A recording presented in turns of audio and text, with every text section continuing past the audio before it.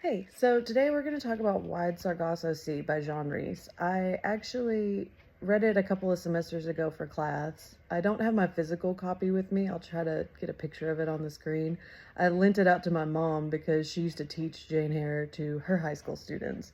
So if you've read Bronte's Jane Eyre, this book connects directly to it, but it also totally changes how we see that story. So, but spoiler alert, if you're a big fan of Rochester, you probably won't be after reading this. It's often described as a prequel to Jane Eyre, but it's so much more than that. Instead of centering on the familiar English heroine, Jean Rhys shifts the focus to Antoinette. Readers of Jane Eyre will know her as Bertha Mason, the so-called crazy woman in the attic.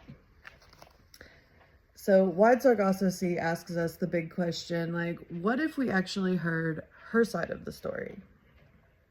Rhys gives Antoinette a voice, a history, and a cultural context that is completely erased in the original novel. It helps us see her as a real person instead of this just scary or mysterious character. So one thing that you'll notice right away when you start reading it is that it doesn't read like your typical novel. The chapters are short and the point of view abruptly changes, which can kind of feel disorienting. The first half is in Antoinette's point of view and the second is in Rochester's. And Rhys does that on purpose. It gives the novel a dreamlike language and a broken structure that reflects Antoinette's unstable life and how little control she has over what happens to her. The setting is in the Caribbean, and it's described in really vivid ways, beautiful, but also intense and overwhelming, making the environment feel like an active force in the story rather than just a backdrop. So the central theme, I would say, of this book is really about power and control. Like, it explores colonialism, racial hierarchy, gender oppression, and the violence of being misunderstood.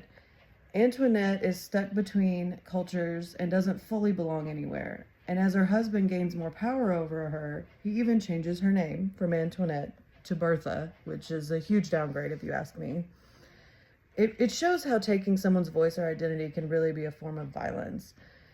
So, like, seriously, if you love Jane Eyre, this is probably not the book for you, because if you want to keep Rochester in your mind as your dark and broody romantic hero, you're pretty much going to hate him after reading this. So if you're interested in literary fiction, feminist literature, or even post-colonial studies, or you just like questioning classic stories, then this book's for you. And while it stands on its own, I don't think you would really appreciate it without having read Jane Eyre, or at least watched the movie first. It's a revision of the classic and like retells it in a way that flips the point of view entirely and makes you rethink everything you thought you knew about it.